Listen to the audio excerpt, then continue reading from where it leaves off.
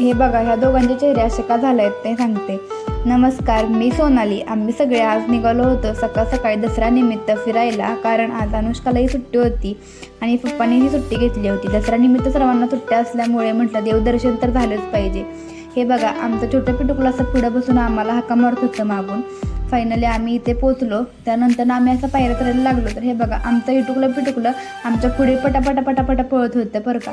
त्यानंतर थोडंसं असं बसून घेतलं, कारण असं थोडासा दम लागला होता.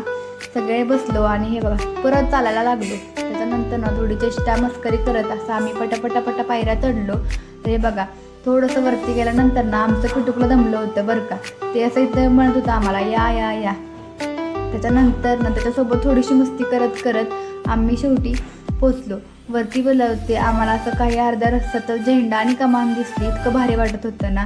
सातारामध्ये असं नेसलेला हा हिरवागार शालू देवीच्या डोंगरावरती होता बरं का. त्यातूनच अशा दिसणाऱ्या अपार्टमेंट्स वगैरे, आणि डोंगरावरती एवढी काही गर्दी नव्हती, त्याच्यामुळे फार भारी वाटत होतं.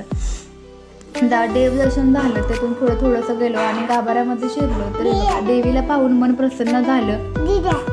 मंदिराच्या बाहेर अशी शंकराची पिंड आहे, त्याचं दर्शन घेतलं आणि ही अशी तुम्हाला कमान दाखवायची होती. त्याच्यानंतर हे बघा फोटोशूट वगैरे केलं. आणि दसरा असल्यामुळं सोनं लुटायचं तर संधी आम्हाला खूप छान भेटली. आम्ही फर्स्ट टाईम असंच झाडापाशी जाऊन लुटलं बरं का, कारण इथे सर्वजण असे येत होते. बारक्या आमच्या झाडावरती चढून हे बघा ह्याने तर फांदीच तोडून आणली. म्हटलं सोनं लुटायचं तर हलक्यात नाही घ्यायचं.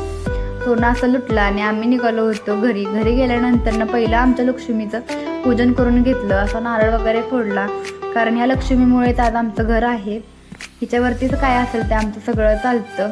दादाने असं नारळ वगैरे फोडला आणि आमचं पिटुकलं काय हॉटेलमध्ये नसणार असं कधी होणारच नाही. हे बघा, इथं पण आम्हाला नारळ पाणी पिल्याशिवाय मजा येत नाही.